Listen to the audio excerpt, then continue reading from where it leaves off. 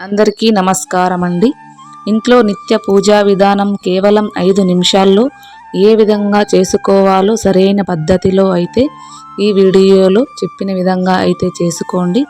ఖచ్చితంగా శాస్త్ర సమ్మతమైన నిత్య పూజా విధానం పూర్తి అయినట్లుగా ఈ వీడియోలో అయితే చెప్తున్న విధంగా చేసుకోండి. ముఖ్యంగా ఈ వీడియో చూస్తున్న వాళ్ళు ముందుగా జై శ్రీరామ్ అని నమస్కారం చేసుకొని, పురాణాల ప్రకారం దేవుడికి ఆడంబరాల కంటే భక్తి చాలా ముఖ్యం. గంటల తరబడి పూజలు చేయలేకపోయినా కేవలం 5 సులభమైన నియమాలతో దీనిని శాస్త్రాలలో పంచోపచార పూజ అంటారు. ప్రతిరోజు పూర్తి ఫలితాన్ని పొందవచ్చు.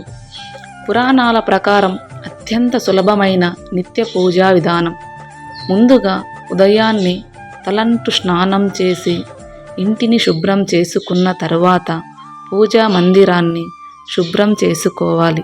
ముందుగా గంధం, భగవంతుని పటానికి లేదా విగ్రహానికి గంధం కుంకుమ బొట్లు పెట్టాలి. పుష్పం, కనీసం ఒక పువ్వు లేదా స్వామికి ఇష్టమైన తులసి దళం, మారేడు దళం భక్తితో సమర్పించాలి. తరువాత ధూపం, కర్పూరం లేదా అగరుబత్తి వెలిగించి స్వామికి ధూపం చూపించాలి. దీపం, ఆవు నెయ్యి లేదా నువ్వుల నూనెతో దీపారాధన చేయాలి. దీపం వెలిగించడం దైవ సాన్నిధ్యానికి సంకేతం.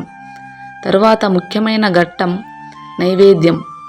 తాంబూలంలో ఇంట్లో ఉన్న పండు, పాలు, కనీసం చిన్న పటిక బెల్లం ముక్క అయినా భగవంతునికి నైవేద్యంగా సమర్పించాలి.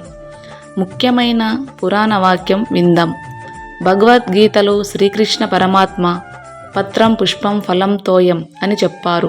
అంటే భక్తితో ఒక ఆకు, ఒక పువ్వు, ఒక పండు లేదా కనీసం గుక్కెడు నీళ్లు ఇచ్చినా తాను ఎంతో సంతోషంగా స్వీకరిస్తానని దాని అర్థం.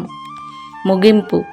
చివరిగా 2 చేతులు జోడించి తెలిసి తెలియక పూజలు ఏవైనా తప్పులు జరిగితే క్షమించు స్వామి అని మనస్ఫూర్తిగా నమస్కారం చేసుకోవాలి.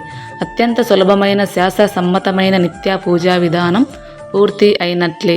గంటలు తరబడి పూజ చేయలేని వారు ఈ విధంగా ఈ నియమాలు భగవద్గీతలో చెప్పిన విధంగా పూజ అనేది చేసుకుంటే నిత్య పూజా విధానం పూర్తి అయినట్లే. మీకు ఈ వీడియో నచ్చినట్లయితే ఒక చిన్న లైక్ ఇచ్చి సపోర్ట్ చేయండి. వీలైతే సబ్స్క్రైబ్ చేసుకోండి. Thank you for watching. Thank you.